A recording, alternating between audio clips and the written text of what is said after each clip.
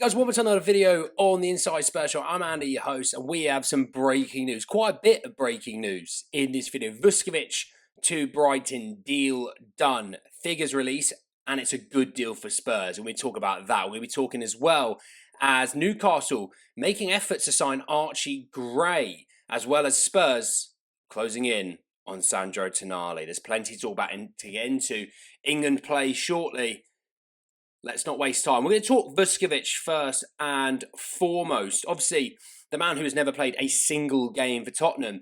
Vuskovic to Brighton is, and here we go, confirmed. The deal is £46 million in a fixed fee with £4 million in add-ons, so £50 million.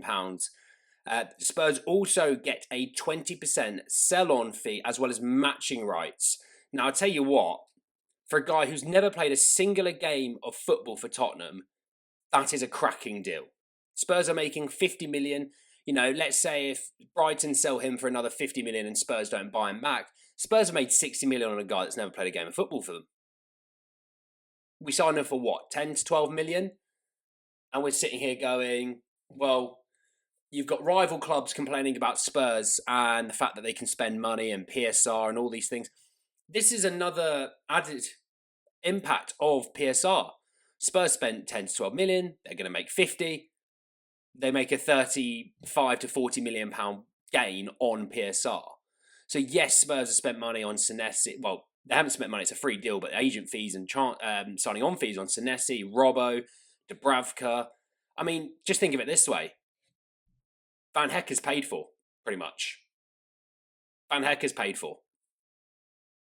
And look, I think Vuskovic has an ability to be a great player, but also, let's be real, you don't know how he's truly going to be. I would have wanted to have kept him, but I've seen this deal, and I'm actually not as bothered anymore. That's a good deal for Spurs, in my opinion. I hate the idea of you win a negotiation. Not at all. I think he's going to be good for Brighton. I also think it's a good deal for Spurs. I think it's a win-win and win for Vuskovic. And if he does end up getting one of those big, crazy Brighton moves, then Spurs are going to bank even more money. Spurs could be walking away from this deal with 70 to 80 million pounds. Which, if that's the case, happy bloody days. Spurs have done cracking out of that deal. So, look, Vuskovic on his way out. I don't think it's shocking. Obviously, if you've brought Van Hecke and Senesi in, Romero supposedly has interest from Barca and Atletico picking up. You've still got Danso. You've still got Mickey van der Ven. I mean, you still got Dragos there. You still got a few things sort of to clear up in the centre-back room. So I don't mind it even in the slightest. But there we go. A little bit of news on Vuskovic moving on. We're going to talk a little bit around Archie Gray quickly because Fabrizio Romano a few hours ago put an exclusive saying that Newcastle have sent an offer for Tottenham for Archie Gray, and it's been rejected by Spurs. Spurs made their position clear following the approach with no agreement reached between the clubs at this stage. Newcastle remain interested while Spurs' stance is unchanged for now. Now, I think I've reported on this. I think a lot of us all sort of know he is not someone that De Zerbi wants to move on. Of the two young midfielders that we have, it kind of sounds like Bergvall would be the one that we'd be looking to sell.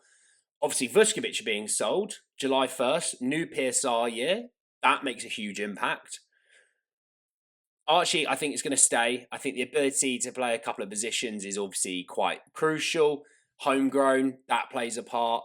So, yeah, I'm not shocked that Spurs are going to reject this. I hope we don't sell him, to be honest. I like Archie. I just think he needs a bit of time and he needs a manager really kind of like Ange to put his arm around him a little bit and give him game time because Frank and Tudor were never really going to give him the game time that he truly needs. So, yeah, not shocked about that. Let's finish off some Tonali flavoured news.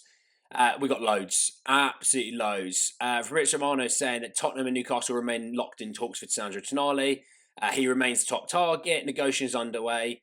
Now, here's the other bits and bobs to come from it.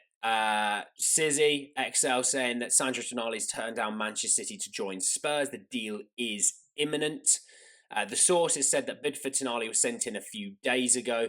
Newcastle and Tottenham are now finalising final fees. Deal will reach 90 million, £90. And as well as that, DiMarzio is saying the deal is in the final stages. So look, when you break everything down, we sit here July 1st, Dubravka's signed.